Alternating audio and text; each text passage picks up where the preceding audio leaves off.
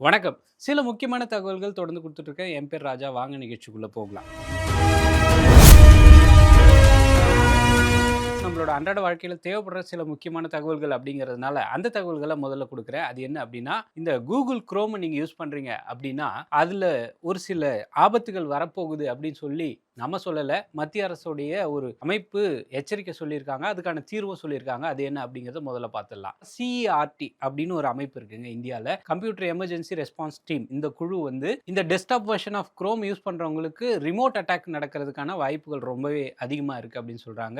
அது மட்டும் இல்லாம தகவல்கள திருடுறதுக்கான வாய்ப்புகளும் ரொம்பவே அதிகம் அப்படிங்கிறதும் அவங்க சொல்ற இன்னொரு முக்கியமான விஷயமா இருக்கு. விண்டோஸ்ல, மேக்ல, அப்புறம் லினக்ஸ் இந்த மாதிரியான OS எந்த வகையில பயன்படுத்தினாலும் ஒரு குறிப்பிட்ட நம்பர் இருக்கு. அந்த குறிப்பிட்ட நம்பரோட வெர்ஷனுக்கு முன்னாடி இருந்ததுன்னா இந்த அட்டாக் வரதுக்கான வாய்ப்புகள் இருக்கு. அவங்க சொல்ற நம்பர் என்ன அப்படின்னா 151.0.7922.137 அப்படிங்கிற இந்த வெர்ஷன் இருக்கு. இந்த வெர்ஷனுக்கு முன்னாடி இருந்தா கண்டிப்பா அட்டாக் நடக்கிறதுக்கான வாய்ப்புகள் ரொம்ப அதிகம். இந்த வெர்ஷனுக்கு அப்புறம் உள்ளத நீங்க யூஸ் பண்ணீங்கன்னா அதுக்கான வாய்ப்புகள் ரொம்ப கம்மி அப்படிங்கிற மாதிரி தான் அந்த தகவலா இருக்கு. இந்த ஹேக்கர்ஸோ இல்ல யாரோ உங்க டேட்டாவை திருடணும்னு நினைக்கிறவங்க இந்த யூஸ் ஆஃப்டர் ஃப்ரீ அப்படிங்கிற மெத்தடை யூஸ் பண்ணி தான் திருடுறாங்க. உங்களுடைய கம்ப்யூட்டருக்கு அட்டாக் பண்ண போறாங்க அப்படிங்கிறதே இந்த கவர்மெண்ட் சொல்ற ஒரு முக்கியமான விஷயமா இருக்கு. டெனியல் ஆஃப் சர்வீசஸ்ன்னு சொல்லுவாங்க. இந்த மாதிரியான டாஸ் அட்டாக் நடத்துறதுக்கு இந்த குறிப்பிட்ட மெத்தடை தான் அவங்க பயன்படுத்துறாங்க. பாஸ்வேர்டுகளை திருடிடுவாங்க. உங்களுடைய பேங்க் டீடைல்ஸ், உங்களுடைய அக்கவுண்ட் நம்பர் இது சம்பந்தமான டீடைல்ஸ் திருடு போறதுக்கு வாய்ப்பு இருக்கு அப்படிங்கிறதும் சென்ட்ரல் கவர்மெண்ட் எச்சரிக்கிற ஒரு முக்கியமான விஷயம். தனிநபர்கள் மட்டும் இல்ல, ஒரு சில பெரிய பெரிய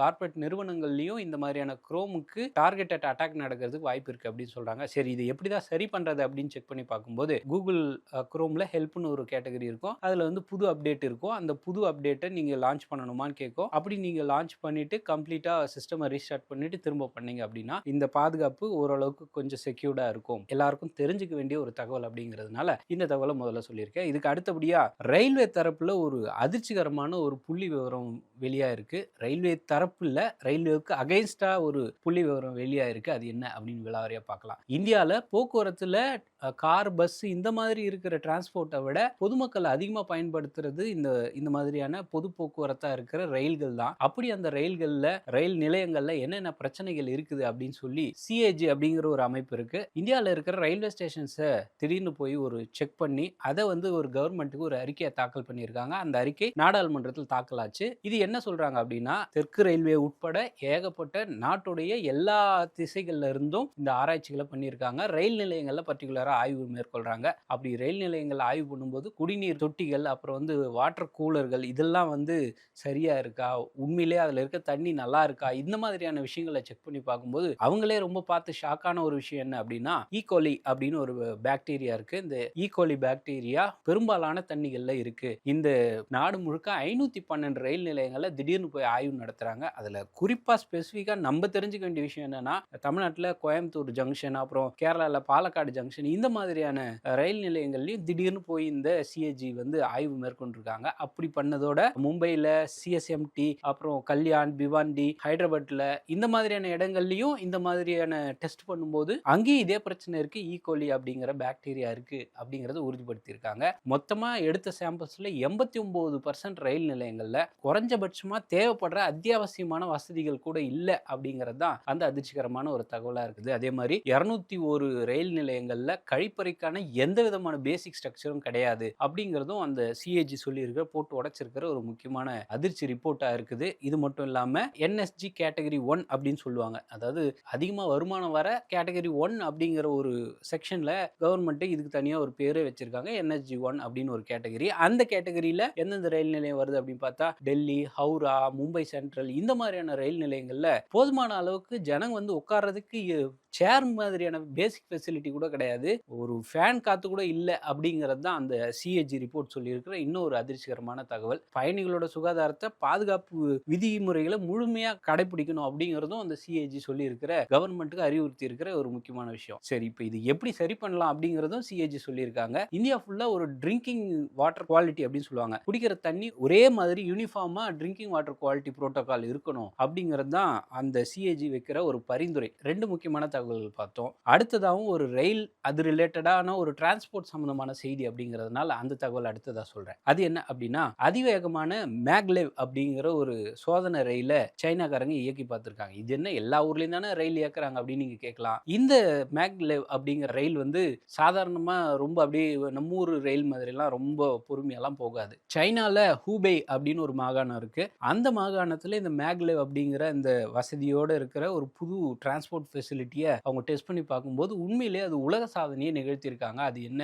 அப்படின்னு பார்த்தீங்கன்னா, இந்த மாகாணத்துல மேக்லெவ் அப்படிங்கிற ஒரு ரயில் பெட்டிய ஒரு குறிப்பிட்ட தூரத்துக்கு ஒரு 1 கிலோமீட்டர்னு எடுத்துப்போமே. 1 கிலோமீட்டர் தூரத்துக்கு இந்த மேக்லெவ் எவ்வளவு வேகத்துல இது பயணம் பண்ண முடியுது அப்படிங்கிறத செக் பண்ணி பார்க்குறாங்க. அப்படி செக் பண்ணும்போது அந்த அதிகாரிகளுக்கே ஆச்சரியமாகி போய் 5.3 செகண்ட்ல இந்த மேக்லெவ் அப்படிங்கிற இந்த ஒரு ரயிலு 800 கிலோமீட்டர் வேகம் வரைக்கும், அதாவது ஒரு மணிக்கு 800 கிலோமீட்டர் வரைக்கும் போகிற மேக்லெவ் அப்படிங்கிற ஒரு ரயில் பெட்டி மாதிரியான ஒரு அமைப்பு தண்டவாளத்துல டிராவல் பண்ணாம காந்தத்தோட சக்தியில போற மாதிரியான டெக்னிக். இது 5.3 செகண்ட்ல 800 கிலோமீட்டர் வரைக்கும் போறது உண்மையிலேயே உலக சாதனையா பதிவாயிருக்காமா. தண்டவாளத்துக்கும் ரயிலுக்கும் நடுவுல உராய்வே இருக்காது. அந்த இடத்துல நிற்கும் அந்த ரயில் அப்படிங்கிறதுனால டக்குன்னு அப்படியே சீக்கிரமா போயிட முடியும் அப்படின்னு சொல்றாங்க. ஃபியூச்சர்ல ராக்கெட் விடுறதெல்லாம் இந்த மாதிரி வேகமா சர்க்குன்னு போற மாதிரி ஏதோ ஒரு ராக்கெட் ரெடி பண்ண முடியுமா? ராணுவத்துல வேற ஏதாவது மிசைல்ஸ் மாதிரி ஏதாவது கொடுக்க முடியுமா? அப்படிங்கிறதையும் ஆல்டர்னேட்டா இந்த விஷயத்தை யோசிச்சுட்டு இருக்காங்க அப்படிங்கிறத நம்ம புரிஞ்சுக்கலாம். இந்த ராக்கெட் வானத்தை நோக்கி ஏவுறதுக்கு இந்த மேக்லெவ் யூஸ் பண்ண முடியுமா அப்படிங்கிறதும் அந்த ஆய்வாளர்கள்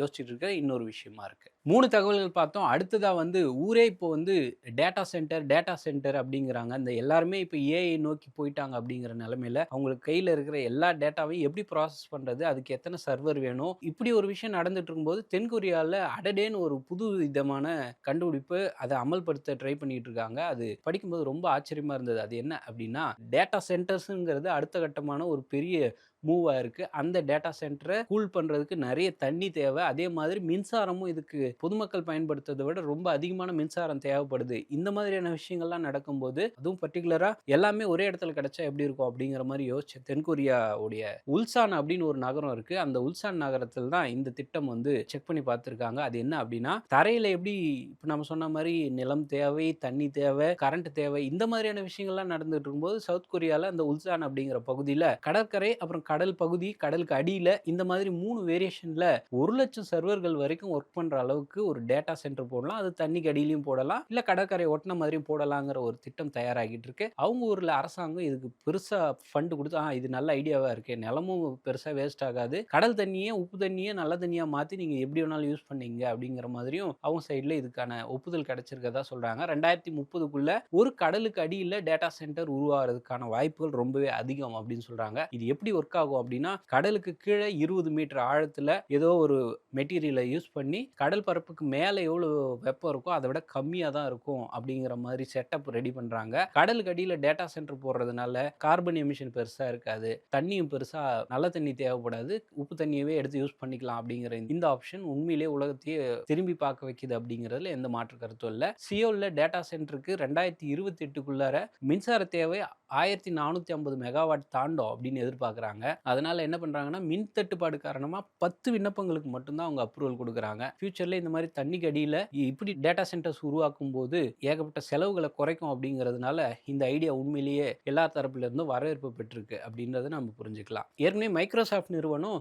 ப்ராஜெக்ட் நாட்டிக் அப்படிங்கிற பேர்ல இதே மாதிரியான ஒரு விஷயத்தை சோதிக்கிறாங்க. இது மட்டும் இல்லாம சைனால ஷாங்காயில கடற்கரையிலேருந்து அந்த கடல்லேருந்து வர அலைகளை வச்சு அதுலேருந்து கரண்ட்டை தயாரிச்சு விண்டு மில்லாம் வச்சு அதுலேருந்து பவர் கிடைச்சி அதை டேட்டா சென்டருக்கு யூஸ் பண்ற மாதிரியான ஒரு டெக்னிக் இருக்கு. அந்த போட்டியில இப்போ சவுத் கொரியாவும் இணைஞ்சிருச்சு அப்படிங்கிறது தான் இப்போதைக்கான லேட்டஸ்ட் தகவலா இருக்கு. இந்த மாதிரியான வழக்கத்துக்கு மாறான சில தகவல்கள், அதுவும் நம்ம தெரிஞ்சுக்க வேண்டிய தகவல்கள் தொடர்ந்து கொடுத்துட்டு இருக்கேன். என் பேர் ராஜா. நன்றி, வணக்கம்.